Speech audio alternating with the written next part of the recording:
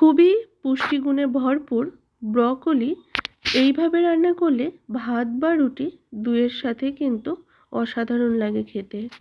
নমস্কার, আমি রিয়া। আমার চ্যানেলে নতুন একটি পর্বে আপনাদের সবাইকে স্বাগত জানিয়ে শুরু করছি আমাদের আজকের রেসিপি, ব্রকলি রেসিপি। আচ্ছা, ব্রকলি তো আমরা অনেকভাবে খেয়েছি, বাট আজকের ব্রকলিটা কিন্তু আমি ডিম দিয়েই রান্না করছি। ডিম আলু ব্রকলির একটা রেসিপি, যেটা এতটাই টেস্ট হয়, যেটা ভাত বা রুটি সবার সাথেই কিন্তু পরিবেশন করা যেতে পারে এবং বাচ্চা থেকে বড় সবার জন্যই খুবই স্বাস্থ্যকর। চলুন তাহলে আজকের এই রেসিপি শুরু করা যাক। এই রেসিপি বানানোর জন্য আমি একটা ব্রকলিকে ঠিক এইরকম কেটেছি আর নিয়েছি তার সাথে একটা আলু, আর আলুটাকেও একটু একটু বড় করে রেখেছি। এরপর একটা গ্যাসে আমি কড়াই বসিয়ে দিয়েছি। কড়াইয়ের মধ্যে পরিমাণ মতো জল দিয়ে জলটা যখন একটু গরম হয়ে যাবে সেই সময় ব্রকলিগুলোকে দিয়ে দেব। কারণ যে সমস্ত সবজি আমরা ডাইরেক্ট খাই, মানে এইরকম হচ্ছে যেমন ব্রকলি বা ফুলকপি, এই রকম সবজিগুলোকে একটু ভাপিয়ে নেওয়ার অবশ্যই দরকার আছে। কারণ সবজিতে প্রচুর প্রচুর কীটনাশক দেওয়া হয়। সেই জন্য আমাদের স্বাস্থ্যের কথা ভেবে একটুখানি কিন্তু বয়েল করে নেওয়া এইভাবে বা ভাপিয়ে নেওয়া অবশ্যই দরকার। আর তার সাথে আমি সামান্য একটু লবণ দিলাম, দিয়ে একটু নাড়াচাড়া করে নিয়ে একটা ঢাকা দিয়ে দেব মাত্র 2 মিনিটের জন্য। 2 মিনিট হয়ে গেছে। 2 মিনিট পর আমি সমস্ত সবজিগুলোকে এবার তুলে নেব। তুলে নেওয়া হয়ে গেছে, তার সাথে আলুগুলোও তুলে নিয়েছি। এরপর মূল রান্নাটা শুরু করব। চলুন দেখে নেওয়া যাক। এরপর দেখুন 4টে ডিম নিয়ে নিয়েছি। আমি এই রেসিপি ডিম, আলু এবং ব্রকলি দিয়েই বানাচ্ছি, তাই 4টে ডিম নিয়েছি। ডিমগুলো আমি আগে থেকে বয়েল করে ছাড়িয়ে নিয়েছিলাম।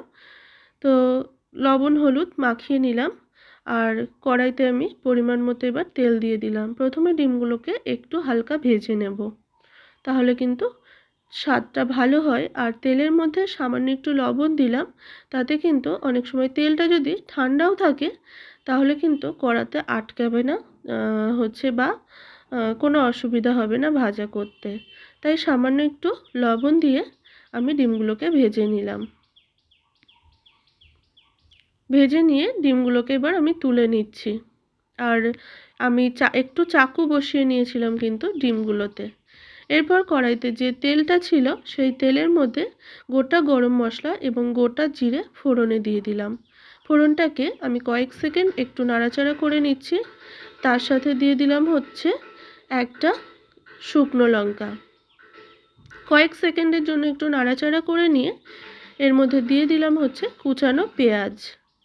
এখানে আমি 2টো পেঁয়াজকে কুচিয়ে নিয়েছিলাম, তবে পেঁয়াজগুলো ছোট মাপের ছিল, তো 2টো পেঁয়াজকে কুচিয়ে নিয়েছিলাম। পেঁয়াজটাকে একটু নাড়াচাড়া করে নিয়ে দিয়ে দিলাম হচ্ছে স্বাদ মতো লবণ। লবণটা দিলে কিন্তু পেঁয়াজটা খুব তাড়াতাড়ি সফট হয়ে যাবে, সেই জন্য। আর পেঁয়াজ যখন একটু সফট হয়ে গিয়েছে ঠিক সেই সময় একটা টমেটো দিয়ে দিলাম আর কয়েকটা কাঁচা লঙ্কার টুকরো। এখানে আমি 2টো কাঁচা লঙ্কাকে একটু ছোট ছোট টুকরো করে কেটে নিয়েছি, সেটাই দিয়ে দিলাম। আর তার সাথে দিয়ে দিলাম সামান্য 1 চামচ মতো হচ্ছে আদা আর রসুন পেস্ট দিয়ে মশলাটাকে একটু ভালো করে কষিয়ে নিয়ে এরপর এর মধ্যে গুঁড়ো মশলা অ্যাড করে দিচ্ছি। দিয়ে দিলাম জিরে গুঁড়ো আর সামান্য একটু গরম মশলা গুঁড়ো এবং সামান্য একটু ব্ল্যাক পেপার দিয়ে আবারও মশলাটাকে খুব ভালো করে কষিয়ে নেব।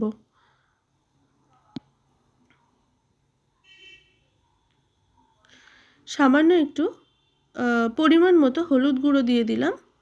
হলুদ গুঁড়োটা দিয়ে নাড়াচাড়া করে নিলাম। আর হলুদ গুঁড়োটা ঠিক এই সময় দিতে হবে, তাহলে রান্নার কালারটাও কিন্তু খুব সুন্দর আসবে। এরপর দিয়ে দিলাম সামান্য একটু জল, তাতে মশলাটা খুব ভালোভাবে কষানো যাবে।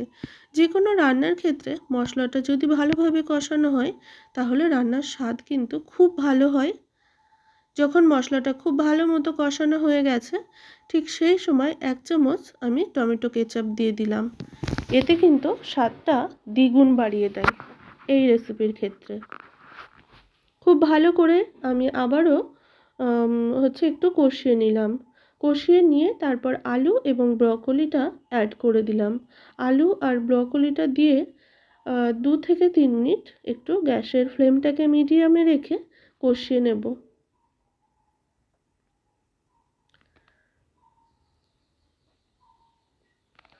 খুব ভালো করে কষিয়ে নেওয়া হয়ে গেছে।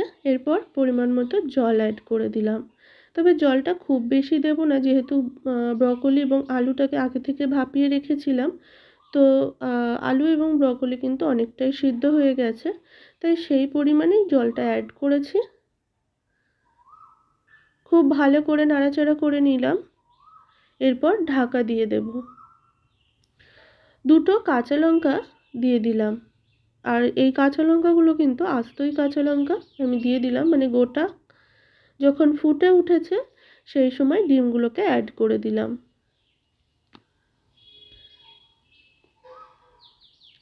ডিমগুলো দিয়ে খুব ভালো করে আবারও নাড়াচাড়া করে নিলাম।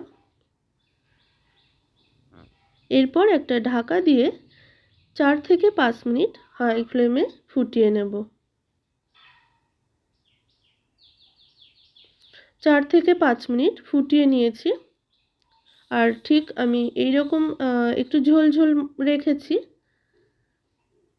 ব্রকলি এবং আলু এখন পারফেক্ট সিদ্ধ, আর রান্নাটাও কিন্তু আমার একদমই রেডি। সব শেষে কিছুটা ধনেপাতা কুচি এর মধ্যে অ্যাড করে দিলাম। দিয়ে খুব ভালো করে মিশিয়ে নেব এবং ঢাকনা দিয়ে রাখবো 2 মিনিটের জন্য। 2 মিনিট ঢাকা দিয়ে রাখলে ধনেপাতার ফ্লেভারটাও থাকবে, আর তার সাথে সাথে কিন্তু খেতেও অসাধারণ টেস্ট হবে। আজকের রেসিপি পরিবেশনের জন্য একদম রেডি হয়ে গেছে। আমি একটা পাত্রেও নামিয়ে নিয়েছি। আজকের রেসিপি আপনাদের কেমন লাগলো অবশ্যই জানাবেন। যদি রেসিপি ভালো লাগে অবশ্যই একটা লাইক করবেন, আর একটা ছোট্ট কমেন্টের মাধ্যমে জানাবেন ঠিক কেমন লাগলো আজকের রেসিপি। আর আমার চ্যানেলে নতুন বন্ধু হয়ে থাকলে অবশ্যই চ্যানেলটিকে সাবস্ক্রাইব করে দেবেন। ধন্যবাদ।